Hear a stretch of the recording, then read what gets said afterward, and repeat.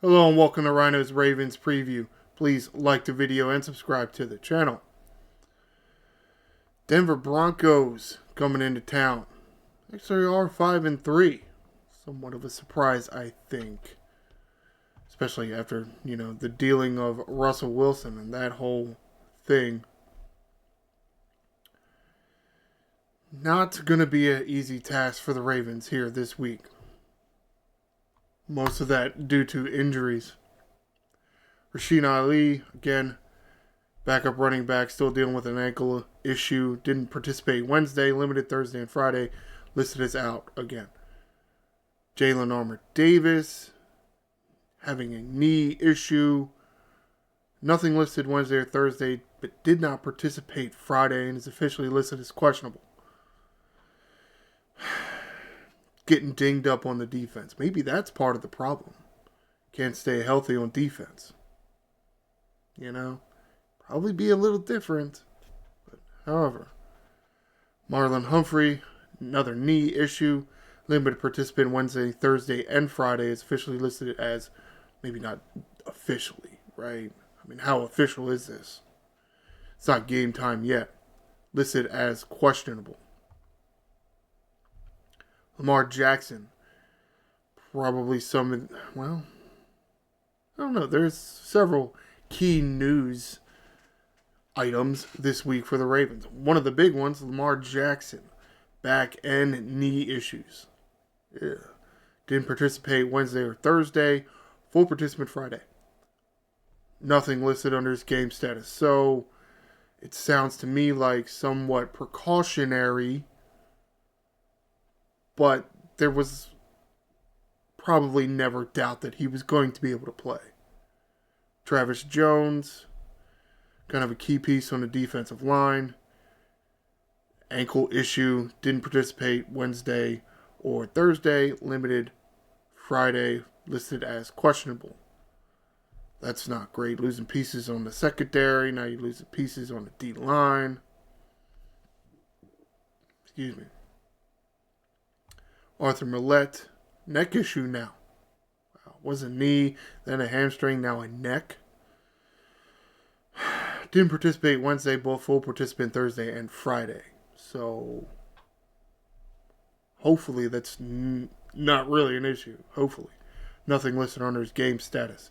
Keaton Mitchell, remember I said last week he came off of that, or officially designated that he could start practicing again, but he's in that window of, he's got to come back on the roster soon because he was on that injured reserve. Full participant Wednesday, Thursday, and Friday. He's listed as questionable. Again, he's not activated yet, so we'll see. Brent Urban, another piece on the defensive line. Concussion, didn't participate Wednesday, Thursday, or Friday, is officially ruled as out. That's a little more official. Concussion protocol type of deal. Not great at all. There'll be more news after the injury report on the defensive line. Broderick Washington, number 3, I guess, Defensive line's taking some hits. Knee issue, limited Wednesday, didn't participate Thursday, full participant Friday. Nothing listed in his game status here, so Nate Wiggins, shoulder illness, limited Wednesday, full participant Thursday and Friday. Nothing here listed as under his game status, so it would appear that we're going to get Nate Wiggins back, which is definitely going to be a big help, even if he can't catch a football. Not that anybody else could catch a football last Sunday.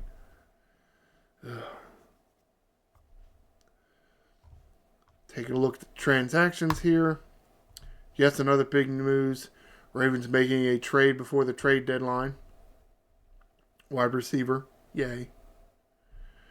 And as you can see here, to make room on the roster, place nose tackle Michael Pierce on injured reserve. Not great. Oh, did I mention that this is BaltimoreRavens.com? I may have. I don't remember. Yes, this is BaltimoreRavens.com. Just doing it again, cover my own ass. It's the injury report. Again, the injury report from BaltimoreRavens.com. And transaction list. Go to a news article here. This one written by Ryan Mink, editorial director. Does say, yeah, headline, Michael Pierce on the injury reserve. But it also says that this isn't a season-ending injury, so he should be on that designated to return type of deal. So he'll be on there for 3-4 weeks-ish. And hopefully that window will open up where, the Ravens can make their decision.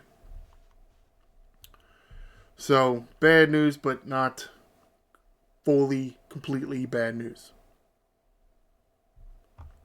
Also, the article mentioning about the transaction. Diontae Johnson being added to the 53-man roster. And this article here, written by Ryan Mink, talking about a number of things. Apparently, Diontae Johnson has another Florida connection. So you got Lamar, and you got Flowers, and you got Henry, and you got all these guys from Florida now playing together. Cool. I mean, hopefully that's a good thing. And to a certain extent, Diontae Johnson saying all the right things. Oh, he found out he got traded to the Ravens, and he feels like he hit the lottery. Carolina Panthers kind of going nowhere. Can't say the same for the Baltimore Ravens. Now, Ravens are having some troubles, but the ceiling is high. So, Diontae Johnson seems excited to be here. Will he get the football? Well, I mean, you got Nelson Aguilar, you got Rashad Bateman, you got Zay Flowers, you got Mark Andrews, you got Isaiah Likely, you got Derrick Henry, you got Justice Hill, you got Charlie Kohler, you got Patrick Ricard. Now we also got Diontae Johnson. Wow. Again, only one football. Now, to a certain extent, some of the current guys, Nelson Aguilar's kind of been there a little bit, but not that much. I guess the Ravens felt that they needed some more speed on the outside. Okay, fair point. And there's also, this may have been another, because I read a few articles and I left a few up. May have been the Clifton Brown article I wrote that Diontae Johnson has returned punts in his career. It's been several years, but is considered, the Ravens and John Harbaugh are considering having Diontae Johnson do some punt returning, which would help with, Deontay Hardy. How many guys they got named Deontay? Of course, he spells this with an I. Deontay Hardy is with an E, so I don't know if they're pronounced the same or not. I hope so. But however, would give a little bit more experience to the return game, when to fair catch the ball, when to just let the ball bounce, when to return the ball out of the end zone. You need somebody that can be smarter on kick returns. Yeah, all right. Okay. But by all means, get another wide receiver. Offense has some problems, but at the same time, I feel like what you really need to address is pass blocking and pass defense. Or pass coverage and also pressure. Okay. Well, let's get to this other article that kind of addresses one of them. This one written by Clifton Brown, BaltimoreRavens.com staff writer. Marcus Williams says he's moving forward. Not as into another team. He was benched. Eddie Jackson played 100% of the snaps. Williams is moving forward. Everybody's saying he's handling it like a pro. And he's going to, if his name gets called, he's going to go out there and he's going to do whatever he can do. Still no reason why the benching.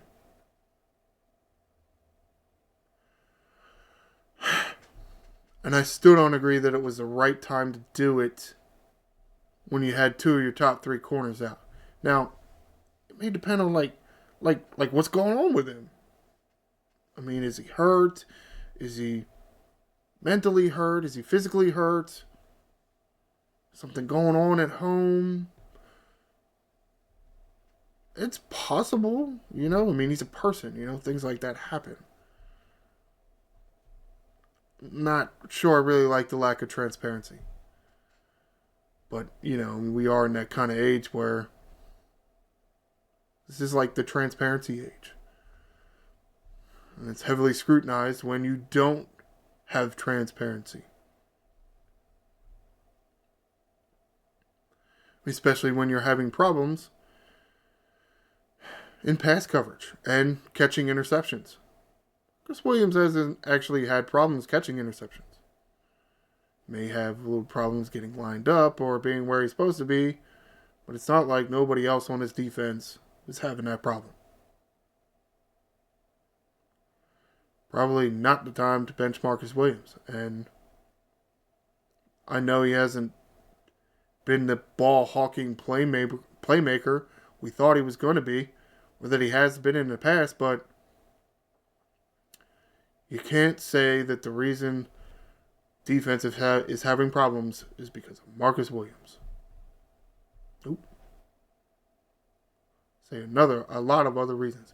Because you look at some of these articles out here, and it's, the Ravens are going to have a tough time with the Broncos because the Broncos blitz a lot. They just said that about the Browns. It's like they say that about all these teams now. And I feel like if the Ravens blitz a lot themselves, they wouldn't be saying that. I don't think the Ravens blitz that much. I don't think they put enough pressure on the quarterback.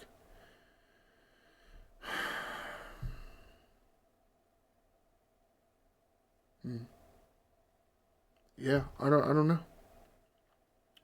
Which is why I don't understand it completely why they made a move for a wide receiver. You need pass protection to pick up blitzes. Pass defense, or pass coverage. Skinny fast guys to run near the receivers. And you need, the big strong guys go rush the quarterback. Okay. Well, here's a player that could potentially make that better, or one of those categories better, and he was on the bench. And you're not telling us why. Okay. However, all right, let's get to the logistical shit, and let's get out of here. Drink first.